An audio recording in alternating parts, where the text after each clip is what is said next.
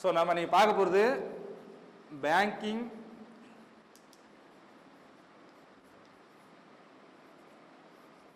Banking theory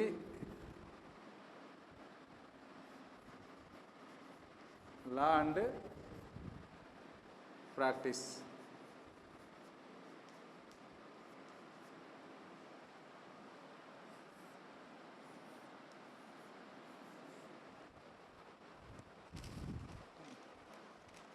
hello, I am J Parimelazhagan, assistant professor of commerce. இப்போ உங்களுக்கு வந்து 2 marks என்ன இம்பார்ட்டன்ட் 2 மார்க்ஸ் எல்லாம் வந்து என்னென்னு சொல்லிட்டு உங்களுக்கு பார்க்க போகிறோம். ஃபஸ்ட் என்னென்னு பார்த்தீங்கன்னா டிஃபைன் பேங்கிங். பேங்கிங்னால் முதல்ல நம்ம என்னென்னு பார்த்தோம்னாக்கா, நீங்கள் இன் நட்ஷல் ஃபார்மில் வந்து நம்ம வந்து என்ன பண்ணணும், நம்மளுடைய ஆன்சரை வந்து நம்ம ரிப்பீட் பண்ணணும். A banking is a financial institution that accept deposits from public and creates demand deposits. அப்படின்னா என்னென்னு பார்த்தீங்கன்னாக்கா, ஃபினான்ஷியல் இன்ஸ்டிடியூஷன்ஸு அக்செப்ட் டெபாசிட்ஸ், நம்ம போடுற பணத்தை எல்லாத்தையும் என்ன பண்ணுவாங்க, பப்ளிக் கிரியேட் டிமாண்ட் டெபாசிட்ஸ் எல்லாத்தையும் வச்சுக்கிறது தான் பேங்கிங் அப்படின்னு சொல்லுவோம். அடுத்து என்னென்னு பார்த்தீங்கன்னா டிஃபைன் செக். ஃபஸ்ட்டு என்ன பார்த்தோம், டிஃபைன் பேங்கிங்.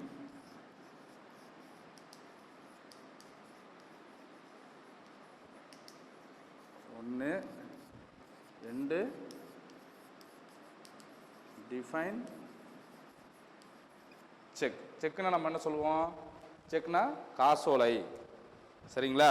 செக்குன்னா என்னன்னு பார்த்தீங்கன்னா, a cheque is a document that orders a bank to pay a specific amount of money from a person's account to the person in whose name cheque has been issued. அதாவது காசோலை அப்படின்னு என்னென்னு பார்த்தீங்கன்னாக்க, செக்கு வந்து நம்ம ஒருத்தருக்கு பணமாக நேரடியாக கொடுக்க முடியாமல் இருக்கும்போது பட்சத்தில் நம்ம காசோலையாக கொடுப்போம். அந்த காசோலையாக கொடுத்தோம்னாக்கா நமக்கு என்ன பண்ணலாம், நமக்கு பார்த்தீங்கன்னாக்கா யாருக்கு கொடுத்தோம், எந்த நேரத்தில் கொடுத்தோம், எவ்வளோ கொடுத்தோங்கிறத நம்ம என்ன பண்ணணும், நம்ம இண்டிகேட் பண்ணலாம். பேங்க்கில் நம்மளுடைய என்ன பண்ணலாம், கரெக்டாக நம்மளுக்கு எவிடன்ஸாக அது இருக்கும். அதனால தான் செக்கை யூஸ் பண்ணுறது. ஸோ அடுத்தது பார்த்தீங்கன்னா தேர்ட் ஒன், ஹூ இஸ் என்டார்சர்.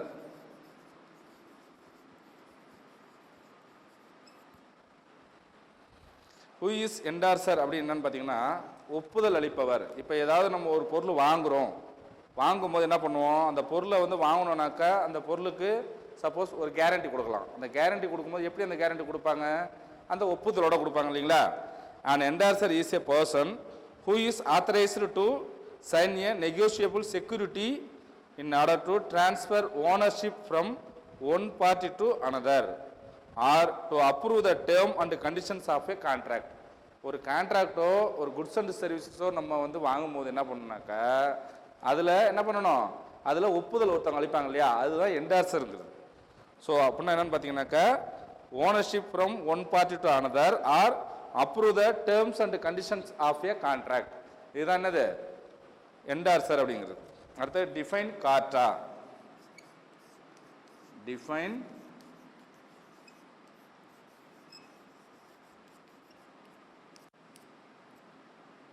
கார்ட்டா அப்படின்னா என்னன்னு பார்த்தீங்கன்னாக்கா, ஜாயின்ட் ஃபேமிலி இருக்கும் இல்லைங்களா, நம்மளுடைய ஹிந்து ஜாயின்ட் ஃபேமிலி இருக்கு இல்லையா, நம்ம இந்தியாவில் தான் அது அதிகமாக மேக்ஸிமம் இருக்கும். The joint Hindu family is a patriarchal organisation and the head of the family is known as karta. கார்ட்டானா யாரு, the head of the family is known as karta. He is the senior most family member. ஓகேவா? Next பார்த்தீங்கன்னாக்கா fifth one வந்து what is term loan. What is term loan. இப்போ loan சாதாரணமாக நம்ம வாங்குவோம் இல்லைங்களா, அதை வந்து டேர்ம், ஷார்ட் டேர்ம் லோன் இருக்குது, லாங் டேர்ம் லோன் இருக்குது, மீடியம் டேர்ம் இருக்குது. இப்போ மொத்தம் 3 இருக்குது இல்லைங்களா. அதில் பார்த்தீங்கன்னாக்கா term loans are short term loans offered to business for capital expenditure and expansion among others. என்ன பண்ணுவாங்க, what is a term loan. டேர்ம்னா என்னது, இப்போ மந்த்லியோ வீக்லியோ 15 டேஸ்க்கு ஒரு வாட்டியோ அல்லது 3 மந்த்ஸ்க்கு ஒரு வாட்டியோ கட்டுறது தான் டேர்ம் லோனுங்கிறது. இது ஷார்ட் டேர்ம் லோனுங்க தான் டேர்ம் லோனுங்கிறத குறிக்கும். என்னன்னு பார்த்தீங்கன்னா, term loans are short term loans offered to business for capital expenditure and expansion among others. இப்போ என்ன பண்ணுறாங்க, நம்மளுடைய பிஸ்னஸை பெருக்கிறதுக்காக நம்ம லோன் வாங்குறோம் இல்லைங்களா, அதான் டேர்ம் லோனுங்கிறது.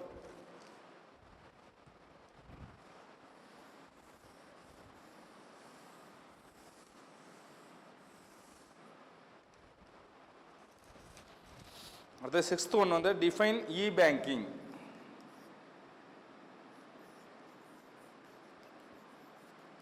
டிஃபைன்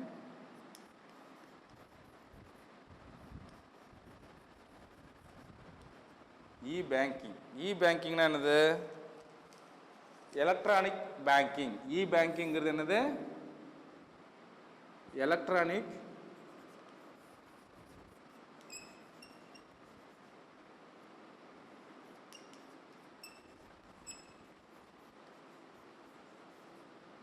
எலக்ட்ரானிக் பேங்கிங்கிறது தான் என்னது நம்ம இ பேங்கிங் அப்படின்னு நம்ம சொல்கிறோம். A method of banking in which the customer conducts transaction electronically via the internet. E-banking is a safe, fast, easy and efficient. இப்போ நம்ம வந்து என்ன பண்ணுறோம், இப்போ எல்லா டைம்லையும் வந்து பேங்க் வந்து திறந்துருக்காது இல்லைங்களா. ஸோ அப்போ அதுக்காக நம்ம பேங்க்கில் போய் வரிசையில் நின்று டைம் நிறைய ஆகுது. ஸோ அப்போ நம்ம என்ன பண்ணலாம், நம்மள்கிட்ட இருக்கிற இன்டர்நெட் மூலமாக இப்போ நிறைய இருக்குது. அதில் பார்த்தீங்கன்னா ஜிபே இருக்குது, கூகுள் பே இருக்குது. அந்த மாதிரி வந்து பார்த்தீங்கன்னா மணி ட்ரான்ஸ்ஃபர் பண்ணுறதுக்கு நிறைய என்ன பண்ணுறோம், நம்ம த்ரூ இன்டர்நெட் மூலமாக நிறைய அதில் வந்து ஆப் நிறையா இருக்கு இல்லையா. ஸோ அதுதான் வந்து எலக்ட்ரானிக் பேங்கிங்கிறது. A method of banking which the customer conducts transaction electronically via the internet. Internet மூலமாக நம்மளுடைய டிரான்சாக்ஷனை பண்ணிக்கிட்டாக்கா அதுக்கு பேர் என்னது, இ பேங்கிங். ஓகேவா. நெக்ஸ்ட் வந்து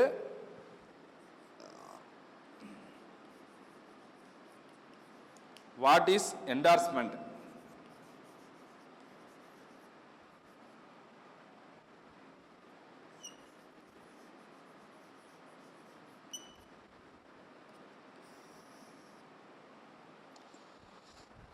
ஸோ என்டார்ஸ்மெண்ட்டுங்கிறது என்னன்னு பார்த்தீங்கன்னாக்கா முறைப்படியான அங்கீகாரம். முறைப்படியான அங்கீகாரம்னா என்ன, எதுக்கு இப்போ முறைப்படியான நமக்கு அங்கீகாரம் வேணும், the act of a person who is holder of a negotiable instrument in signing his or her name on the back of the instrument there are transferring title or ownership. அதாவது நம்மளுடைய பொருளையோ அல்லது நம்மளுடைய உடைமைகளையோ ஏதாவது நம்ம விற்றோம்னாக்கா அல்லது வாங்கினோம்னாக்கா அதுக்கு வாங்குபவர் என்ன பண்ணுவார், அதுக்கு ஒரு அத்தாரிட்டி வேணும் இல்லைங்களா.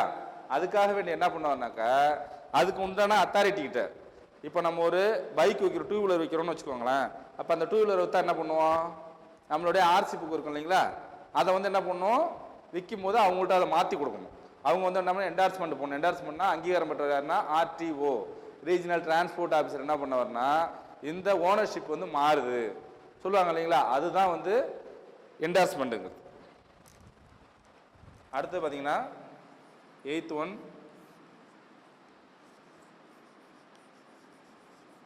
What is pay in slip. So pay in slip அப்படி என்னென்னா பார்த்தீங்கன்னா பூர்த்தி செய்யப்பட்ட படிவம். இப்போ நம்ம ஒரு பேங்க்கு போகிறோம், பேங்க்கு போகும்போது என்ன செய்வோம், ஒரு ஃபார்ம் கொடுக்கணும். என்ன ஃபார்ம் இருக்குது, டெபாசிட் ஃபார்ம் இருக்குது, வித்ட்ராயல் ஃபார்ம் இருக்குது, டிடி ஃபார்ம் இருக்குது இல்லைங்களா, எல்லாத்துக்கும் ஃபார்ம் இருக்குது. ஸோ என்ன பண்ணுவோம், அந்த பூர்த்தி படிவத்தை வந்து பூர்த்தி செய்ய கொடுக்குறது தான் பே இன் ஸ்லிப் அப்படிங்கிறது. A pay-in slip is a filled form of provided by bank to facilitate the account holder to deposit money or check in the account. So நம்மளுடைய பணத்தை நம்ம வந்து டெபாசிட் பண்ணுறதுக்கும் வித்ட்ராயல் பண்ணுறதுக்கும் நம்ம pay-in slip வந்து நம்ம பயன்படுத்துகிறோம். ஸோ நெக்ஸ்ட் பார்த்தீங்கன்னாக்கா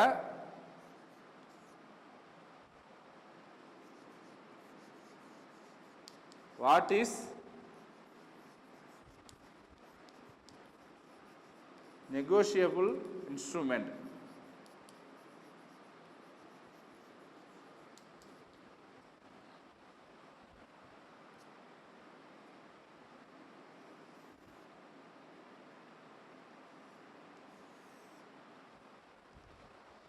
So negotiable instrument are conditional orders, promise to pay and include checks, drafts, bearer bonds, some certificates, deposits, promissory notes and bank notes, currency.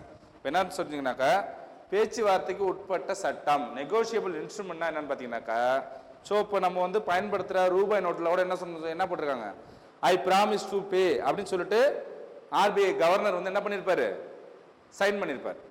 So அந்த ரூபாய் நோட்டை பார்த்தீங்கன்னாக்கா அந்த ரூபாய் நோட்டில் I promise to pay by Reserve Bank of India governor, இது 100 rupees, இது 500 rupees, இது 2000 rupees, இது 50 rupees, 20 rupees, 10 rupees, 5 rupees சொல்லிட்டு என்ன பண்ணுறாங்க அந்த மாதிரி அவங்க செய்கிறாங்க. இப்போ அதில் என்னென்னலாம் இருக்குன்னு சொன்னாங்க promise to pay and include cheque இருக்குங்களா செக் புக், அது draft bearer bonds, draft demand draft வரை ஓலை, அடுத்து பார்த்தீங்கன்னா பியரர் பாண்டு, அடுத்து பார்த்தீங்கன்னா சம் சர்டிஃபிகேட் டெபாசிட் பண்ணுறாங்க இல்லைங்களா அதுக்கு நமக்கு ஒரு சர்டிஃபிகேட் தருவாங்க. 3 year போட்டிருக்காமா, 5 year போட்டிருக்காமா, 20 year போட்டிருக்காமா. ஸோ அந்த மாதிரி என்ன பண்ணுவோம் டேர்ம் டெபாசிட்லாம் போடுவாங்க இல்லைங்களா அதுக்கு certificate, promissory notes and bank notes, currency, இது எல்லாமே என்ன பண்ணாங்க அதுதான் நெகோஷியபிள் இன்ஸ்ட்ருமெண்ட் சொல்கிறது. ஸோ நெக்ஸ்ட் பார்த்தீங்கன்னா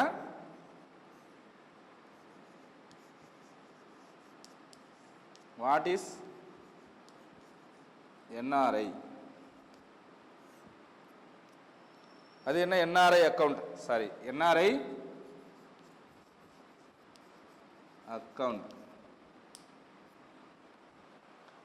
என்ஆர்ஐனா non residential Indian. Non residential இந்தியன்னா என்னன்னு பார்த்தீங்கன்னாக்கா இப்போ நம்ம நாட்டில் இரட்டை குடியுரிமைன்னு ஒன்று கொடுத்துருக்காங்க. ஸோ நம்ம நாட்டிலேருந்து போயிட்டு அமெரிக்கா, இங்கிலாந்து, எந்த கல்ஃப் கண்ட்ரி அல்லது இந்த பக்கம் போனீங்கன்னா சிங்கப்பூர், மலேசியா, ஜப்பான், எந்த உலக நாடுகளில் எங்கே இருந்தாலும் நம்மளுடைய இந்தியர்களுக்கு 2 விதமான இரட்டை குடியுரிமை உண்டு.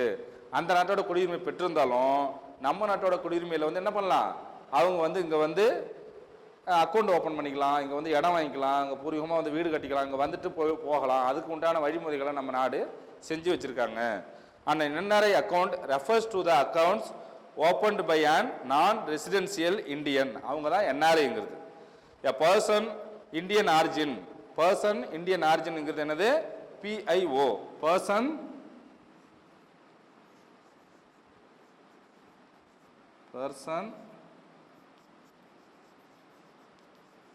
இந்தியன்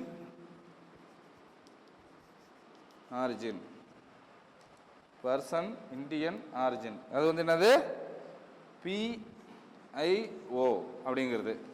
இப்போ என்ஆர்ஐங்கிறது non residential Indian, non residential Indian, இது என்ஆர்ஐ, இது வந்து PIO. And NRI account refers to the accounts opened by a non residential account or a person of Indian origin with a bank of financial institution which is authorised by RBI. So இவங்க account open பண்ணுறதுக்கு யார் வந்து authorise பண்ணுறா Reserve Bank of India வந்து authorise பண்ணுறாங்க.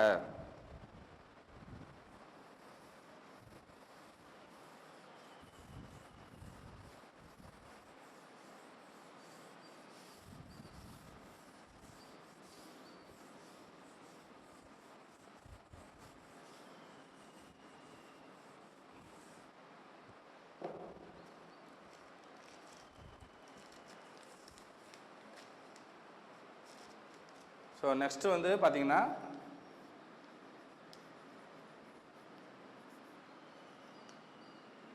What is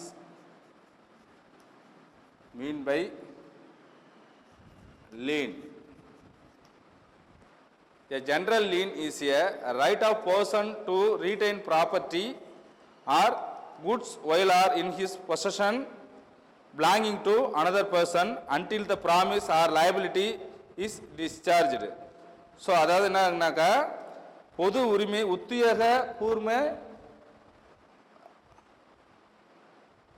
உத்தியோகபூர்வ உத்தரவு. So என்னன்னு பார்த்தீங்கன்னாக்கா right of person to retain property or goods while are in his position belonging to another person.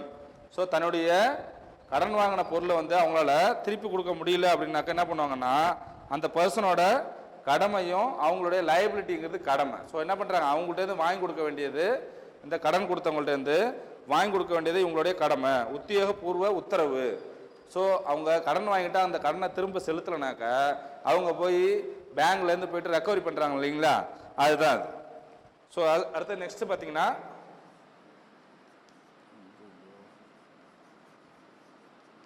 What is letters of credit. So letters of credit அப்படின்னாக்கா கடன் சான்று அல்லது வணிக சான்று. ஸோ என்னது லெட்டர்ஸ் ஆஃப் கிரெடிட்னாக்கா a letters of credit or credit letter is a letters from bank guaranteeing that buyers payment to a seller will be received on time and for the correct amount.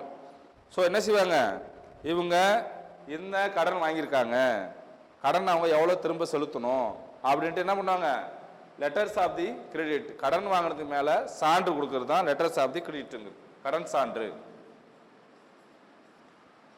13 what is mean by reinvestment plan.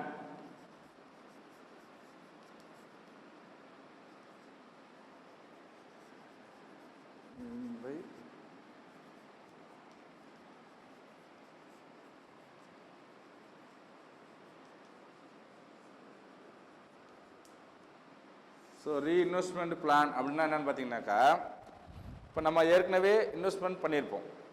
So நம்மளுடைய 3 years 5 years 10 years வந்து term deposit பண்ணியிருப்போம். அந்த முதிர்ச்சி காலம் வந்ததுக்கப்புறம், அதாவது maturity period வந்ததுக்கப்புறம் என்ன பண்ணுவோம்னாக்கா திரும்பவும் அதை நமக்கு தேவைப்பட்டால் திரும்ப ரீஇன்வெஸ்ட்மெண்ட் பண்ணலாம். அப்படி ரீஇன்வெஸ்ட்மெண்ட் பண்ணும்போது நமக்கு என்ன பண்ணோம், நிறைய நமக்கு வந்து இன்ட்ரெஸ்ட் நிறைய கிடைக்கும். A reinvestment plan is relatively common in mutual funds. Investors agree to use dividends and other capital gains to reinvest is more share of the mutual funds. Mutual ஃபண்ட்ஸில் வந்து ஷேர் எடுத்துருக்கவங்க திரும்ப திரும்ப அவங்க இன்வெஸ்ட் பண்ணும்போது அவங்களுடைய share capital வந்து increase ஆகும். அதுதான் சொல்கிறது என்னது ரீஇன்வெஸ்ட்மெண்ட் ஸ்கீம் அப்படிங்கிறது.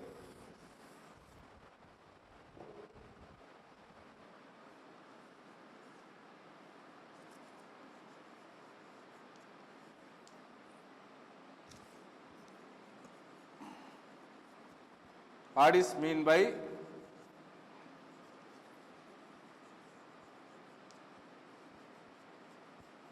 Current account. ஸோ கரண்ட் அக்கௌண்ட்னா என்னன்னு பார்த்தீங்கன்னாக்கா நடப்பு கணக்கு. நடப்பு கணக்கு யார் வச்சுருப்பா, கரண்ட் அக்கௌண்ட் வந்து கம்பெனிஸில் தான் அதிகமாக இதை வந்து யூஸ் பண்ணுவாங்க. அது மாதிரி வந்து என்ன பண்ணுவாங்க, எதனால் இந்த கரண்ட் அக்கௌண்ட் வைக்கிறாங்க, current account is a personal bank account which you can take money out of at any time using your cheque book or cash card. இப்போ நீங்கள் வந்து கேஷ் கார்டோ செக் புக்கோ எங்கே வேணாலும் anywhere everywhere using the current account. A current account is a personal bank account which you can take money out of at any time using a checkbook or cash card. உங்கள் அக்கௌண்ட்டில் பணம் இருந்துச்சுன்னா எந்த நேரம் வந்தாலும் நீங்கள் செக் போட்டு என்ன பண்ணலாம், செக்கை நீங்கள் பாஸ் பண்ணலாம். அதுதான் கரண்ட் அக்கௌண்ட்டுங்குது. ஸோ நெக்ஸ்ட் என்னது,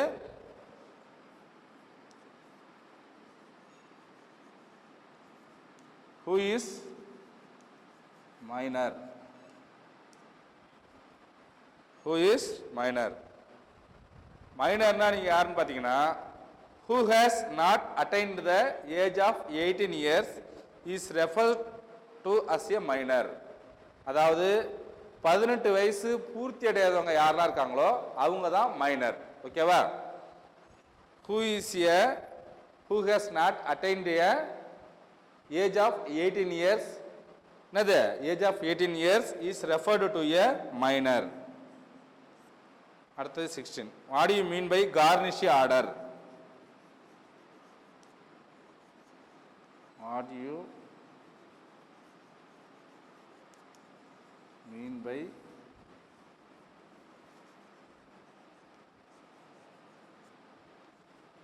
garnish order?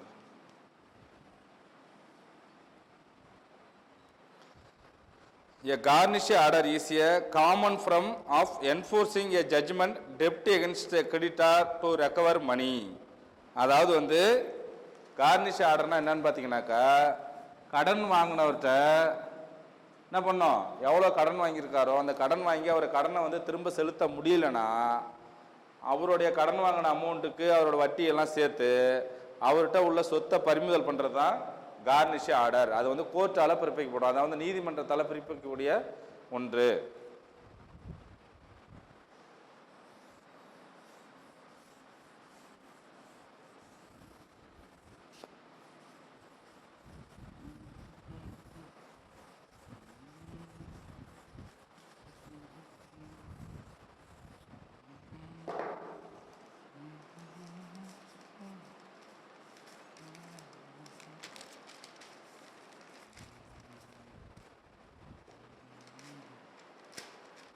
ஸோ அடுத்தது பார்த்தீங்கன்னாக்கா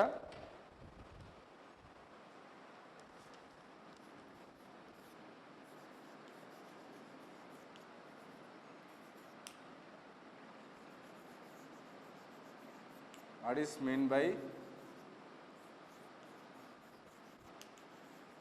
paying banker? பேயிங் பேங்கர்னா என்னது? ஸோ பேங்கர் வந்து நம்மளுடைய டெபாசிட்ஸ் அங்கே இருக்குது. நம்மளுடைய அமௌண்ட்டு நம்ம என்ன பண்ணுறோம், கரண்ட் அக்கௌண்ட்டில், ஃபிக்ஸட் டெபாசிட்டில், எஸ்பி அக்கௌண்ட்டில், இதில் எல்லாம் நம்ம பணம் போட்டு வச்சுருக்கோம் இல்லைங்களா, அதை வந்து அவங்க திரும்ப கொடுக்கறது தான் பேயிங் அக்கௌண்ட் அப்படின்னு சொல்கிறது. The banker who is liable to pay the value of check of a customer as per the contract when the amount is due from him to the customer is called paying banker or drawee bank. So இது என்னன்னு பார்த்தீங்கன்னாக்கா, the banker who is liable to pay the value of check, அதாவது அவங்க எவ்வளோ பணம் வச்சுருக்காங்களோ அந்த அமௌண்ட்டுக்கு அவங்க செக் போட்டு கொடுத்தாங்கன்னா அவங்க என்ன பண்ணணும், அவங்களுக்கு யார் பேரில் செக் இருக்கோ அவங்களுக்கு அந்த பணத்தை கொடுத்தாகணும். அது இல்லாமல் when the amount is due from him to the customer is called paying banker or drawee banker. வித்ட்ரான்னு சொல்கிறோம் இல்லையா, ட்ராயினாக்கா நம்ம அமௌண்ட் ஆஃப் கேபிட்டல் இன்வெஸ்ட்மெண்ட் பண்ணியிருக்காங்களோ எவ்வளோ அமௌண்ட் வந்து அவங்களுடைய இதில் இருக்குது, அவங்களுடைய செக் புக்கில் எவ்வளோ பணம் கொடுக்க சொல்கிறாங்களோ அவங்களுடைய பணம் இருப்பு இருக்கிறது தகுந்த மாதிரி அவங்க என்ன பண்ணாங்க, பணத்தை கொடுக்க வேண்டியது அவங்களுடைய லயபிள்னா கடமை அப்படின்னு அர்த்தம். So next, what is payment in due course? What is payment in due course? So நம்ம டியூ கட்டுறோம்னு சொல்கிறோம் இல்லைங்களா, payment in due course. So நம்ம கடன் வாங்கியிருக்க அமௌண்ட்டை வந்து என்ன பண்ணுவோம், டியூவாக கட்டுறோம்னு சொல்கிறோம், டியூ கட்டணும், மந்த்லி டியூ அப்படின்னு சொல்கிறாங்க இல்லைங்களா. The payment of a negotiable instrument to the holder on or after in due in good faith by the payer and with no notice of any defect on title. So அவங்க எந்தவித நமக்கு என்ன பண்ண மாட்டாங்க, எந்தவித நம்ம லோன் எடுத்திருந்தாக்கா எந்தவித நோட்டீஸும் அவங்க அனுப்ப மாட்டாங்க. அனுப்பாமலே நம்ம என்ன பண்ணணும், மந்த்லியோ அல்லது காலாண்டுக்கு ஒரு முறையோ அல்லது இயர்லியோ அப்படி என்ன பண்ணணும், நம்ம பேமெண்ட்டை வந்து நம்ம திரும்ப செலுத்துறது தான் பேமெண்ட் இன் டியூ கோர்ஸ் அப்படின்னு சொல்கிறது. What is passbook? Next,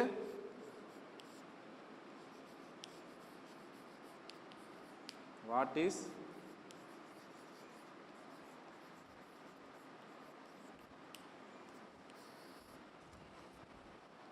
so பேங்க்கில் நம்ம அக்கௌண்ட் ஓப்பன் பண்ணால் நமக்கு ஒரு பாஸ்புக் ஒன்று கொடுப்பாங்க. ஸோ எதுக்காக நமக்கு பாஸ்புக் கொடுக்குறாங்க, a small book containing a record of the money you put in to a and take out of your savings account at a bank or a post office. So நம்ம ஒரு account open பண்ணால், savings account open பண்ணோம்னாக்கா அதில் எவ்வளோ amount இருக்குது, நம்மளுடைய balance எவ்வளோ இருக்குது, நம்ம எவ்வளோ பணம் எடுத்திருக்கோம், நம்ம எவ்வளோ பணம் போட்டிருக்கோம், அதை கிரெடிட்டு இந்த பக்கம் என்ன பண்ணுது, எவ்வளோ டெபாசிட் பண்ணிருக்கோம், எவ்வளோ கிரெடிட், நம்ம பணம் எவ்வளோ வித்ட்ரா எவ்வளோ பண்ணியிருக்கோம், பணம் எவ்வளோ டெபாசிட் பண்ணியிருக்கோம் தெரிஞ்சுக்கிறதுக்காக தான் பாஸ்புக்கு. ஸோ நெக்ஸ்ட்டு,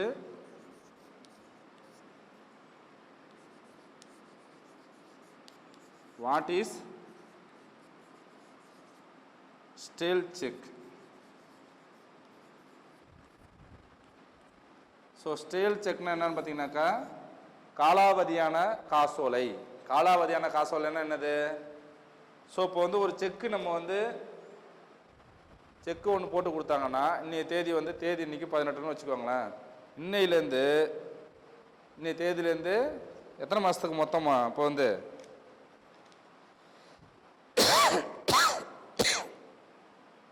இதுக்கு முன்னாடி பார்த்தீங்கன்னா ஒரு செக்கு வந்து 6 மந்த் வரைக்கும் வேலிடிட்டி, 2 இயர்ஸ்க்கு முன்னாடி. அதை இப்போ என்ன பண்ணிட்டாங்க, அதை குறைச்சி ஒன்லி 3 மந்த்ஸ் 90 டேஸ் தான். நம்ம தேதி குறிப்பிட்டிருக்க நாள்லேருந்து 90 டேஸ்க்குள்ளே அந்த செக்கை வந்து அவங்க கலெக்ஷனுக்கு போட்டுடணும். அப்படி அவங்க கலெக்ஷனுக்கு போடலன்னா அந்த செக் வந்து என்ன பண்ணிடும், காலாவதியான செக்காக போயிடும். Stale check is a check that is presented to be cashed or deposited of a bank 3 months or more after the date it was written. அந்த டேட் வந்து எழுதப்பட்ட தேதியிலிருந்து 3 மந்த்ஸ்க்குள்ள அந்த செக் வந்து என்னத்துக்கு வந்திருக்கணும், கலெக்ஷனுக்கு வந்திருக்கணும். அதுதான் வந்து அப்படி வராத பட்சத்தில் அந்த செக் வந்து காலாவதியான காசோலையாக மாறிடும்.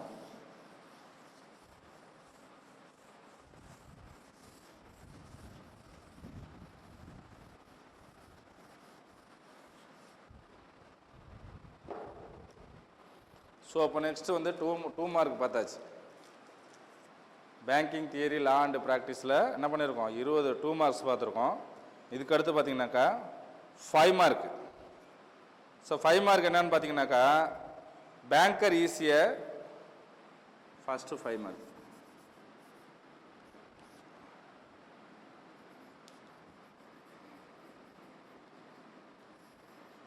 டைம் பார்த்துக்கோமா, ஒரு நிமிஷம் ஓடிட்டு இருக்குது.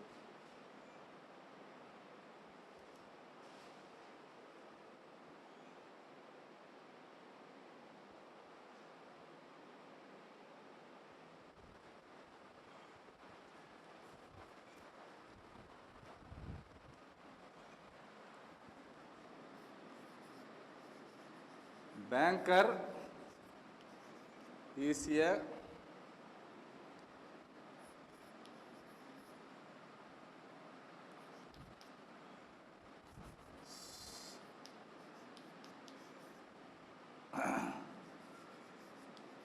privileged debtor. Banker is a privileged debtor. Explained.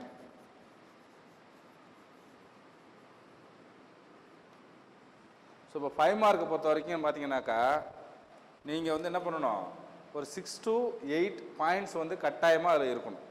So அப்படி இருந்தால் தான் மினிமம் 5ஆவது இருக்கணும். அவங்க 5 மார்க்கு வந்து அவங்க சரியான பாயிண்ட், நீங்கள் ஒரு 5 பாயிண்ட் இருந்தீங்கன்னா என்ன பண்ணுவாங்க, வேல்யூ பண்ணுறவங்க ஒரு 4லேருந்து 5 மார்க் போடுறதுக்கு உங்களுக்கு வாய்ப்பாக அமையும். ஃபுல் மார்க் கூட போடுவாங்க.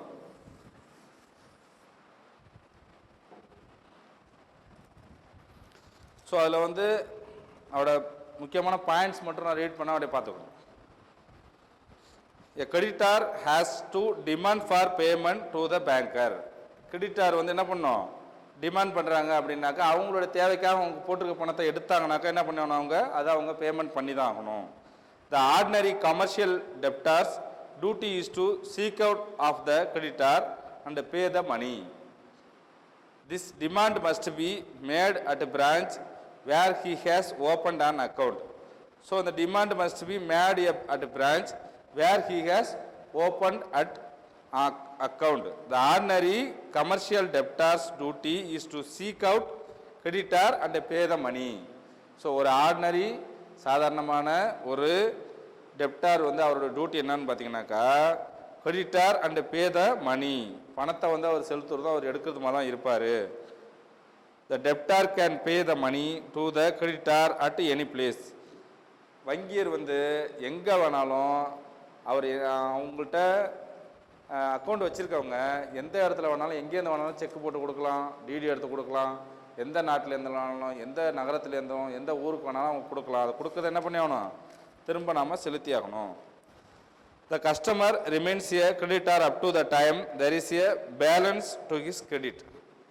அவங்க வந்து என்ன பண்ணி ஆகணும், கஸ்டமர் வந்து இப்போ கிரெடிட் கார்டு டெபிட் கார்டுன்னு ரெண்டு இருக்குது. இப்போ நம்ம வச்சுருக்கிறது எல்லாம் டெபிட் கார்டு வச்சுருக்கோம். கிரெடிட் கார்டுன்னு ஒன்று இருக்குது. கிரெடிட் கார்டுனா என்னன்னாக்கா அதில் அவங்க வந்து என்ன பண்ணிக்கலாம், பணத்தை வாங்கிக்கலாம். பேங்க்லேருந்து பணத்தை வாங்கிட்டு திரும்ப செலுத்தும் போது சம் ஆஃப் இன்ட்ரெஸ்ட் போட்டு செலுத்துவாங்க இல்லைங்களா, அதுதான் கிரெடிட் கார்டுங்கிறது. A banker is a privileged debtor and customer is a unsecured creditor. இப்போ வந்து பேங்கர் வந்து அவங்க வந்து கண்டிப்பாக என்ன பண்ணுவாங்க, பணத்தை கண்டிப்பாக செலுத்துவாங்க, சலுகை பெற்ற ஒரு கடனாளி. ஆனால் கஸ்டமரை பொறுத்த வரைக்கும் அவர் வந்து ஒரு நிலையில்லாத கஸ்டமர் அப்படின்னு சொல்கிறாங்க. சரிங்களா, அன்செக்யூர்டு கிரெடிட்டார். ஸோ அடுத்த கொஸ்டின் பார்த்தீங்கன்னா,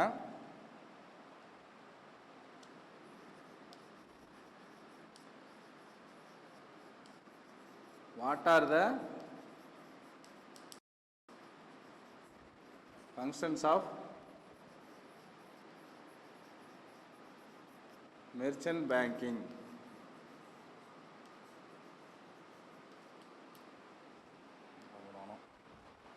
ஸோ மெர்ச்சன்ட் பேங்கிங்னாக்கா வணிக வங்கி. வணிக வங்கியின் பயன்கள் யாவை அப்படின்னா என்னென்னு போட்டுறாங்க. ஃபஸ்ட்டு வந்து என்ன சொல்கிறாங்கன்னா, rising finance for clients.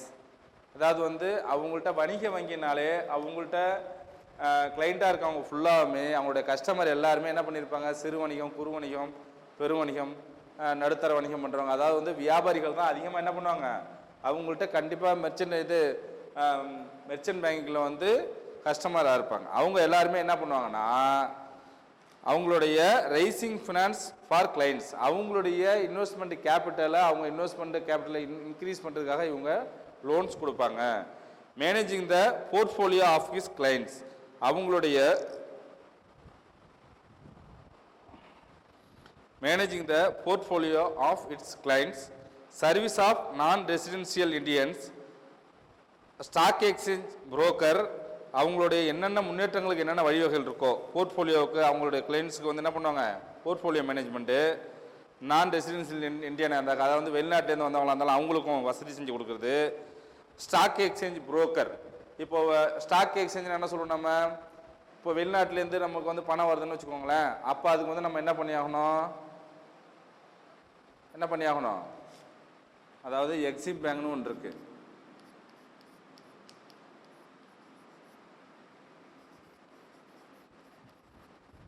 Export import இருக்கு இல்லைங்களா. எக்ஸ்போர்ட் இம்போர்ட்டை பொறுத்து ஸ்டாக் வந்து மாறும். Stock exchange,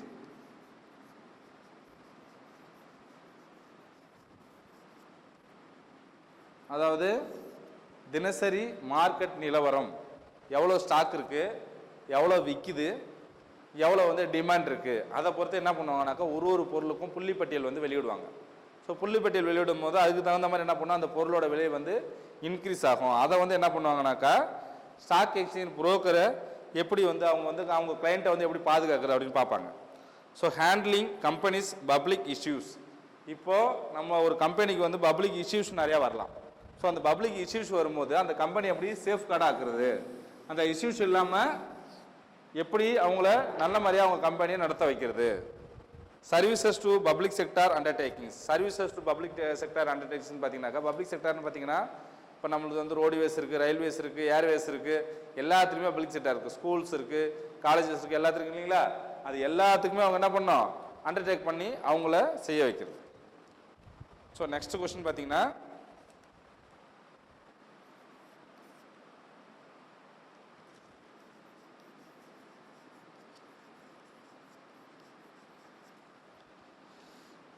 what are the features of fixed deposit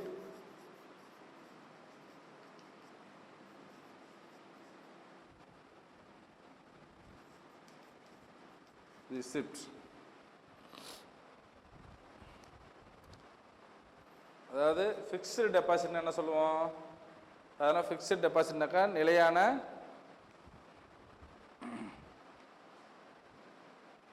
வைப்பு நிதி. டெபாசிட் அப்படிங்கிறது என்னது, ஃபிக்ஸ்டு டெபாசிட்னாக்கா நிலையான வைப்பு நிதி. Tenure ranges between 6 months to 10 years. அதாவது அதோடைய டென்யூர்னா என்னது காலம் 6 மாத காலத்திலேருந்து 6 மந்த்லேருந்து என்னது 6 months to 10 years. ஃபிக்ஸ்டு டெபாசிட்டோட ரிசிப்ட்ஸ் காலம் பார்த்தீங்கன்னாக்கா 6 மாதத்துலேருந்து 10 வருஷம் வரைக்கும் டெபாசிட் பண்ணலாம். Guaranteed returns. கேரண்டீடு ரிட்டர்ன்ஸ்னால் அது கண்டிப்பாக கேரண்டியான உனக்கு வந்து 11% 12% எவ்வளோ பர்சன்டேஜ் கொடுக்குறாங்களோ அந்த சொன்ன பர்சன்டேஜ் 6 மந்த்லேருந்து 10 இயர்ஸ்க்குள்ளே நீங்கள் மெச்சூரிட்டி பீரியட் முடிஞ்ச உடனே அதை நீங்கள் எடுத்துக்கலாம். So interest income monthly quarterly or annually. Interest income வந்து நீங்கள் வந்து என்ன பண்ணலாம், எப்போ வாங்கலாம், குவார்ட்டர்லி வாங்கலாம், ஆனுவலி வாங்கலாம், மந்த்லி வாங்கலாம், எப்படி வேணாலும் நீங்கள் வாங்கிக்கலாம், மந்த்லி, குவார்ட்டர்லி, ஆனுவலி. ஸோ அடுத்து பார்த்தீங்கன்னா reinvestment interest income and gain and the influence of the compounding. Reinvestment ஏற்கனவே சொன்னோம் இல்லைங்களா, 2 மாதத்தில் வந்து ரீஇன்வெஸ்ட்மெண்ட் பார்த்தோம் இல்லைங்களா, அதாவது நம்ம போட்டிருக்க டெபாசிட்டு ஃபிக்ஸட் டெபாசிட்டை இப்போ 6 மந்த் முடிஞ்சு போச்சு, திரும்பவும் நீங்கள் டெபாசிட் இதில் பண்ணலாம். ஸோ இப்போ 1 year இருக்குது, 2 year இருக்குது, 3 year இருக்குது, 3 year முடியுது, இந்த மெச்சூரிட்டி பீரியட் முடிஞ்ச உடனே நம்ம என்ன பண்ணலாம், திரும்பவும் ரீஇன்வெஸ்ட்மெண்ட் பண்ணாக்கா அதுக்கும் என்ன உண்டு, இன்ட்ரெஸ்ட் ரேட் உண்டு. ஸோ அதுக்கும் சேர்த்து என்ன பண்ணோம், இன்ட்ரெஸ்ட் ரேட் நம்ம கிடைக்கும் போது reinvestment interest income and gain the influence of compounding. இப்போ ரீஇன்வெஸ்ட்மெண்ட் என்ன சொல்கிறோம், இப்போ நம்ம வந்து 6 month, 1 year, 2 year, 3 year, 5 year, 10 years வரைக்கும் உள்ள ஃபிக்ஸட் டெபாசிட்டை நம்ம ரீஇன்வெஸ்ட்மெண்ட் பண்ணும்போது அந்த நமக்கு வந்து என்ன கிடைக்கும், அதோட இன்ட்ரெஸ்ட் இன்கமும் கெயினும் நமக்கு சேர்ந்து கிடைக்கும். அடுத்து partial of full withdrawal facility is available with penalty interest rates. Partial or full withdrawal facility. இப்போ நம்ம பார்ஷியலாவோ அல்லது ஃபுல்லாவோ நம்ம வித்ட்ராயல் பண்ணோம்னாக்கா அப்போ என்ன ஆகுனாக்கா நமக்கு இன்ட்ரெஸ்ட் ரேட்டு குறையும். ஸோ அதனோட கம்பேர் பண்ணும்போது அதை எப்படி நான் வந்து மேனேஜ் பண்ணுறது. அதுக்கடுத்து பார்த்தீங்கன்னா லோன் எகென்ஸ்ட் டெபாசிட்ஸ். இப்போ ஃபிக்ஸட் டெபாசிட் வச்சிருக்கிறதுலே அதிலே லோன் போட்டு எடுத்துக்கலாம். அதுக்கடுத்து பார்த்தீங்கன்னா senior citizens get higher coupon rates in the range of 0.25% to 1%. இப்போ சீனியர் சிட்டிசன் இருக்குன்னா above